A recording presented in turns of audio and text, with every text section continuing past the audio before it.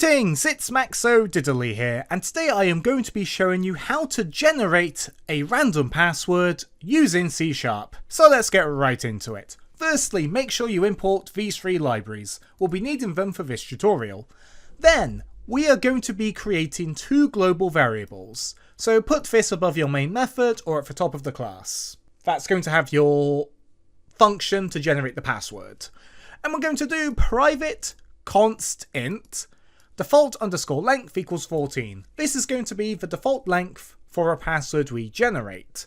And then do private const string charpool equals then this gigantic string. Don't worry, it's in the description below for you to copy and paste. And this contains every character that we can use to generate our random password. We've got uppercase characters, lowercase characters, digits, and special characters. If there are special characters you don't want, you can remove them from this charpool. And then if we look at our main method, we've got some console write line statements, and we're going to be calling our generate password function, and we pass in a desired length. We've then got our console.readLine to stop the console from closing.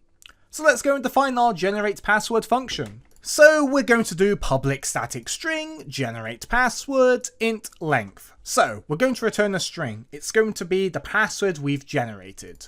Generate password is the name, and int length is going to be the size of we want the password to be. Inside, we have got a little if statement. We're going to do if length is less than 2, length equals default underscore length. Basically, if the user tries to input a negative number, 0, or a really short number, we're going to be like, right, stop messing about. We're going to give you the default length for the password because obviously short passwords are far less secure. So we're going to set the length to be the default length, which is our global variable we defined here. Then we're going to do RNGCryptoServiceProvider. RNG equals new RNGCryptoServiceProvider. I just want to say right now, this has nothing to do with cryptocurrencies.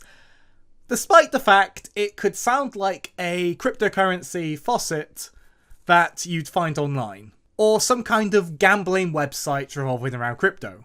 It's not though.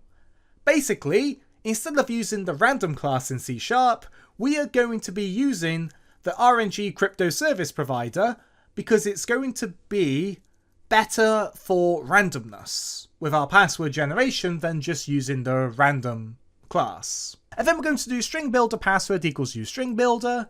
We're going to use this to put together our password.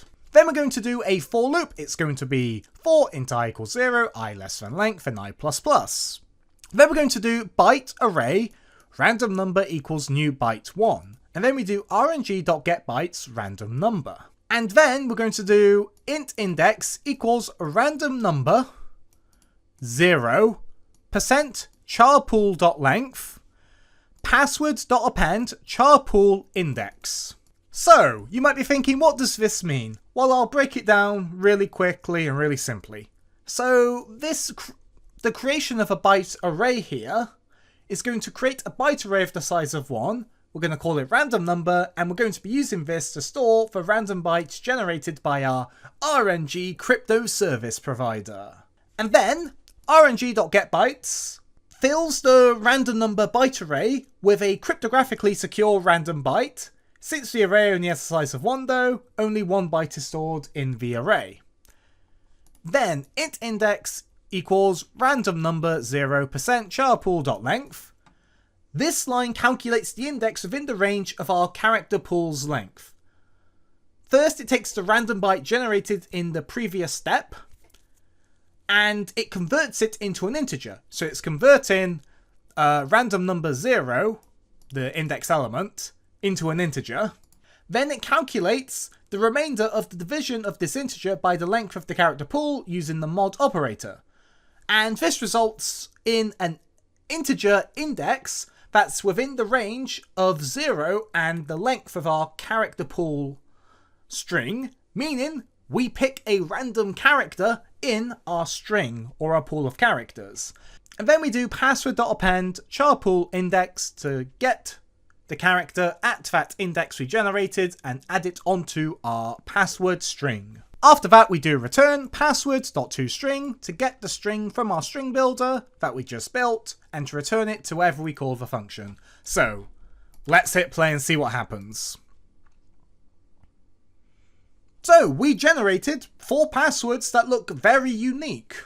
Cool. We're going to do a few of the same length as well. And as you can see, even though we asked for passwords of the same length, they're drastically different from each other.